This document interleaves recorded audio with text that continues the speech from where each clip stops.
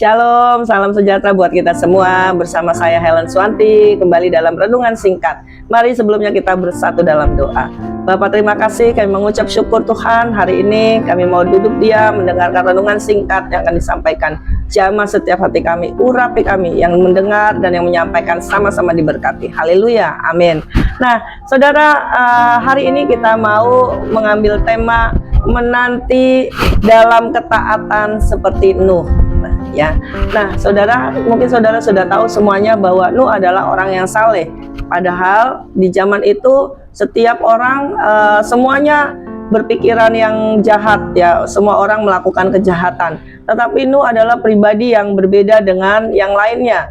Ya, kita juga hidup, semua orang bilang kita hidup di akhir zaman.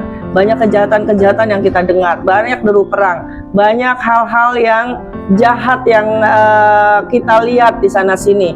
Ya, banyak pembunuhan, banyak kejahatan-kejahatan cyber dan lain sebagainya. Nah, tetapi kita belajar di dalam Nuh, seorang Nuh ini, dia tetap setia menantikan janji Tuhan. Ya, Nuh adalah seorang pribadi yang saleh. Nuh adalah seorang pribadi yang taat setia. Kenapa, saudara?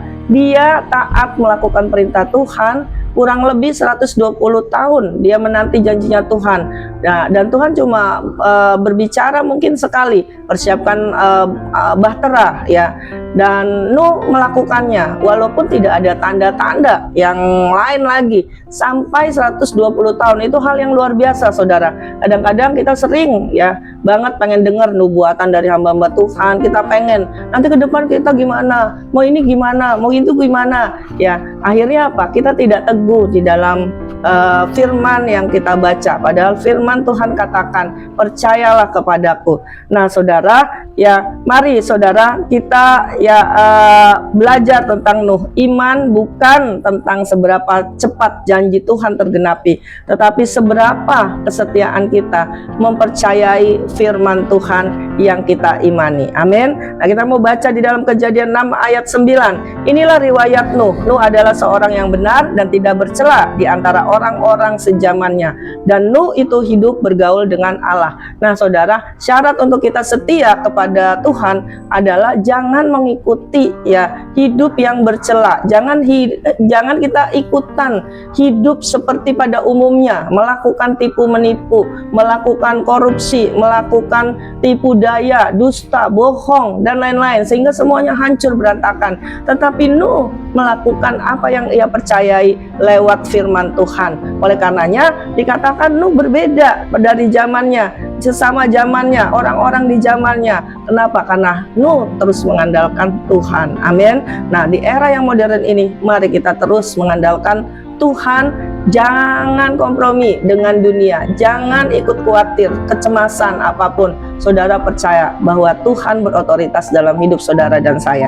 Nah, dikatakan Ibrani 11 ayat 7, karena iman maka Nuh dengan petunjuk Allah tentang sesuatu yang belum kelihatan, dengan taat mempersiapkan sebuah bahtera untuk menyelamatkan keluarganya.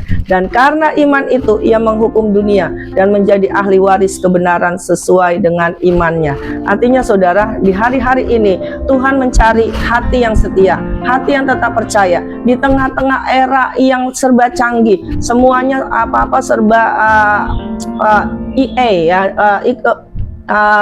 ikut-ikutan apa namanya yang namanya globalisasi, ya, pengetahuan digital semua. Tetapi saudara, kembali lagi ke firman Tuhan bahwa Nuh tidak mengikuti gaya hidup dari orang-orang sejamannya, tetapi Nuh terus bergaul intim dengan Tuhan. Nah, kesimpulan dari renungan ini, ya, ingat saudara, Nuh adalah teladan iman dalam ketaatan. Ia menantikan penggenapan firman Tuhan selama ratusan tahun tanpa bukti fisik apapun, tapi ia tetap percaya dan bertindak berdasarkan iman. Mari saudara, kesetiaan kepada Tuhan bukan diukur dari seberapa cepat janji Tuhan digenapi dalam hidup saudara dan saya, tapi dari seberapa tekun kita menantinya saat belum janji itu dinyatakan atas hidupmu dan saya. Shalom, Tuhan Yesus memberkati.